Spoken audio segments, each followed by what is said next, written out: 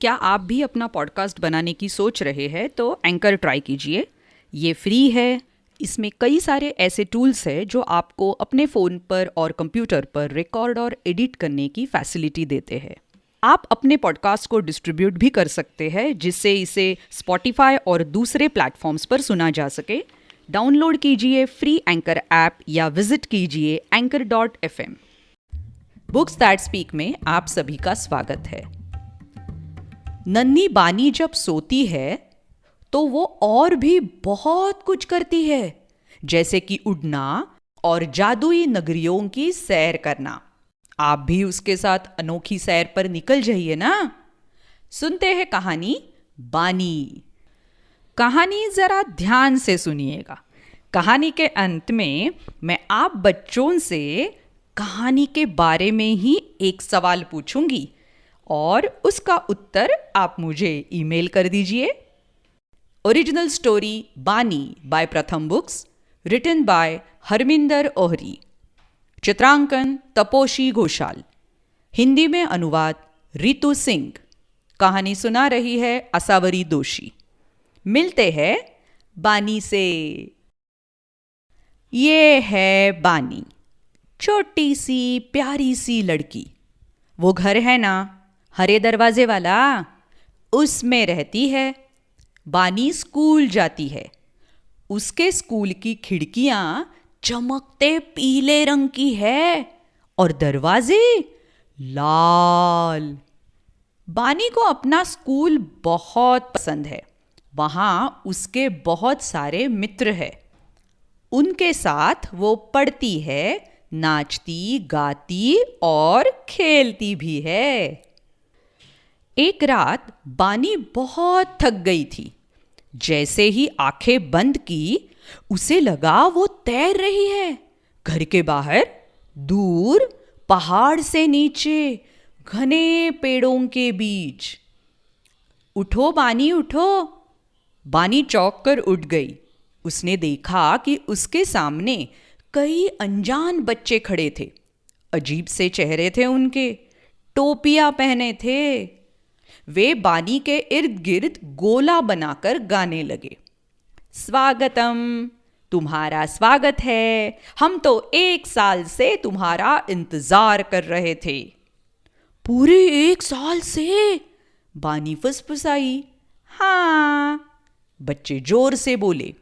हम जानते हैं कि तुम नींद में तैर सकती हो, शायद गा भी सकती हो, लेकिन मैं नींद में तो नहीं हूं।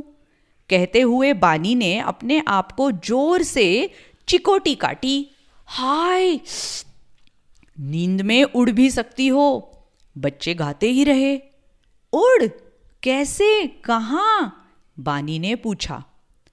पंखों की तरह अपनी बाहें फैलाओ, चिड़िया, बादल, किसी की भी तरह उड़ जाओ। बानी ने वैसा ही किया और अपने नए मित्रों के संग उड़ने लगी। जंगल के ऊपर से। और जब बानी ने नीचे देखा तो बेशुमार बत्तियां नजर आई। वो बच्चों के पीछे पीछे बत्तियों की ओर उड़ने लगी। देखा, एक नगर है, बड़े बड़े मशरूमों यानी कुकुरमुत्तों से बना हुआ। हर रंग के मशरूम थे, पीले, सफेद, हरे, बैंगनी, लाल। और हर मशरूम में एक घर था। बानी उड़कर एक घर में घुस गई। साधारण सा घर था, जैसा कि घर होते हैं, लेकिन मशरूम फर्श एकदम नरम, कालीन से भी ज्यादा नरम। कालीन पता है ना बच्चों, एकदम नरम नरम सा होता है। बच्चे कूदते दौड़ते बानी को मशरूम नगर दिखाने लगे। आओ कुछ खा ले, बच्चे एक साथ बोले। लेकिन बानी को तो केवल खेत नजर आ रहे थे, जिनमें अजीब से मशरूम उग रहे थे। ऐसे मशरूम तो मैंने पहले नहीं देखे, बानी बोली। अरे ये तो लड्डू मशरूम है। बानी ने हैरानी से देखा कि हर मशरूम के ऊपर एक लड्डू और बर्फी है, पीली, हरी, सफेद। बानी ने एक लड्डू तोड़कर मुंह में डाला। वाह, क्या स्वाद है, मजा आ गया। तभी उसे अपना नाम सुनाई दिया, जैसे कोई उसे पुकार रहा हो।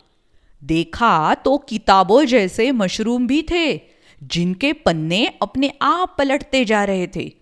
पन्नों पर बने चित्र ऊपर नीचे कूद रहे थे, उसे बुला रहे थे। आओ ना बानी, हमारे साथ पढ़ो।